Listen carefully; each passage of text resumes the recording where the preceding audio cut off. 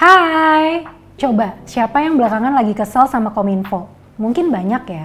Ya wajar sih kesel sama kebijakan penyelenggara sistem elektronik yang mewajibkan lingkup privat mendaftar ke sistem Kementerian Komunikasi dan Informatika.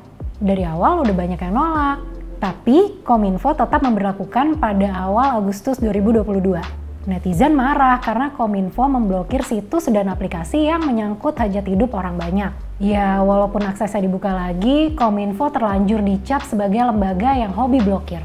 Misalnya pada 2019, sewaktu Kominfo dinyatakan bersalah atas kasus pemblokiran internet di Papua dan Papua Barat.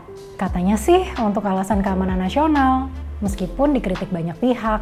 Faktanya praktik memutus jaringan internet juga dilakukan pemerintah di berbagai negara.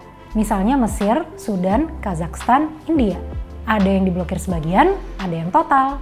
Newsroom 63B kali ini bahas kenapa dan apa yang ingin dicapai pemerintah dari tindakan pemblokiran internet. Silahkan subscribe YouTube Tirto dan follow Instagramnya biar kamu nggak ketinggalan info yang menarik dan tentunya relate buat kita semua.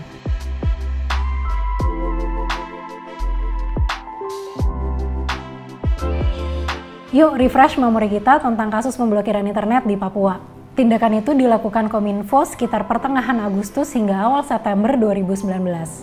Permulaannya adalah tuduhan tanpa bukti kepada mahasiswa Papua di Surabaya yang berujung represi dan ujaran rasis. Kasus itu memicu gelombang protes masyarakat di Papua. Situasi di Papua juga jadi memanas. Menurut gugatan SafeNet dan Aliansi Jurnalis Independen di PT UN Jakarta, pemerintah melakukan 3 pelanggaran hukum. Pertama, memperlambat akses bandwidth di beberapa kabupaten dan kota di Papua dan Papua Barat. Kedua, pemblokiran layanan dan data, serta pemutusan akses internet secara total di Papua dan Papua Barat. Ketiga, memperpanjang pemblokiran internet di 4 kabupaten di Papua. Menurut Elsam, yang dilakukan Kominfo adalah praktek total internet shutdown pertama di Indonesia. Selain bermasalah di ranah hukum, pemblokiran internet di Papua juga dikritik dari segi penanganan konflik.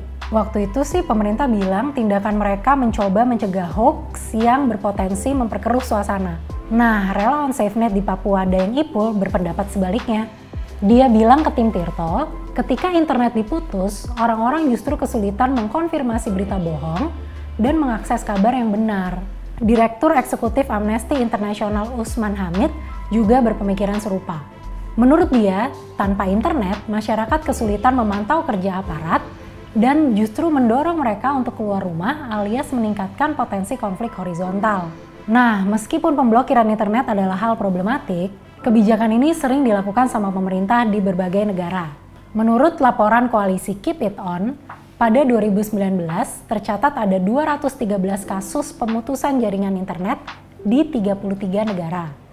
Sementara menurut Al Jazeera, pemutusan akses internet yang dilakukan negara udah tercatat sejak tahun 2005. Tapi prakteknya baru benar-benar populer pasca pemerintah Mesir memblokir lebih dari 90% jaringan internet di negaranya pada 2011. Tujuannya apa? Menghentikan gerakan anti pemerintahan yang mencoba menggulingkan Presiden Husni Mubarak. Waktu itu, Husni udah berkuasa selama 30 tahun. Pada 2019, hal serupa juga terjadi di Sudan. Waktu itu, di Sudan berlangsung gerakan penggulingan Presiden Omar al-Bashir yang memimpin secara otoriter selama hampir 3 dekade. Kalau yang lebih update, kita bisa bahas Kazakhstan. Januari kemarin, Kazakhstan diguncang demonstrasi gede-gedean setelah harga gas naik drastis. Protesnya nyebar ke berbagai kota, isunya berkembang menjadi kritik atas kinerja pemerintah dan naiknya angka kemiskinan.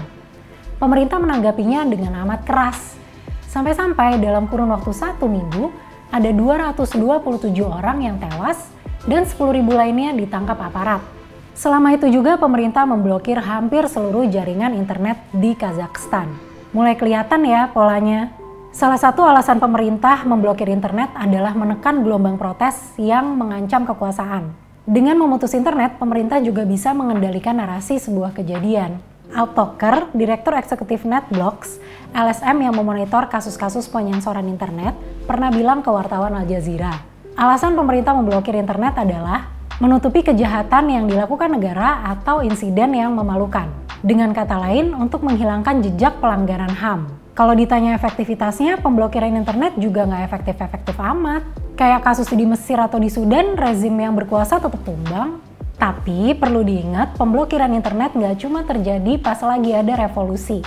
Misalnya di India. Menurut Access Now, pemerintah India paling sering memblokir internet.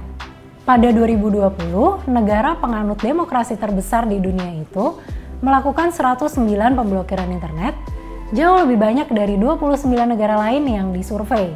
Sedangkan menurut Software Freedom Law Center, sejak 2012, India telah menjalani pemutusan jaringan internet sebanyak 665 kali. Paling banyak terjadi di negara bagian Jammu dan Kashmir yang mengalami 411 pemblokiran sejak 2012, di mana pemblokiran terparah pernah berlangsung selama 552 hari. Kalau menurut Daryl M. West, selaku Wakil Presiden The Brookings Institution, di artikelnya yang ini, apa yang terjadi di India adalah selective digital disruption, sebuah gangguan digital yang sengaja dipilih untuk melemahkan kestabilan di wilayah geografis tertentu. Hubungan Jammu dan Kashmir dengan pemerintah pusat nih nggak harmonis. Jadinya, warga di dua wilayah itu sering jadi korban represi. Yang perlu diingat, pemutusan jaringan internet juga menghasilkan dampak ekonomi yang nggak main-main. Lembaga akuntan Deloitte pernah menganalisis angkanya. Di negara yang memiliki penetrasi internet sedang, di mana internet menjangkau 49 hingga 79% populasi, pemblokiran internet bisa menciptakan kerugian sebesar 6,6 juta dolar AS per 10 juta orang. Nah, kalau menurut The Brookings Institution, antara Juli 2015 hingga Juni 2016, pemblokiran internet di dunia menyebabkan kerugian sebesar 2,4 miliar dolar AS. Kesimpulannya, pemblokiran internet adalah solusi instan yang problematik. Terus ini, PBB udah mengakui internet sebagai hak asasi manusia. Pada 2016, mereka mengeluarkan resolusi tidak mengikat, mengutuk negara-negara yang mengganggu akses internet warganya. Kalau menurut kamu gimana? Kira-kira situs apa yang kalau diblokir bakal merugikan kamu? Share di kolom komentar ya. Terima kasih sudah menyaksikan Newsroom 63B. Sampai ketemu.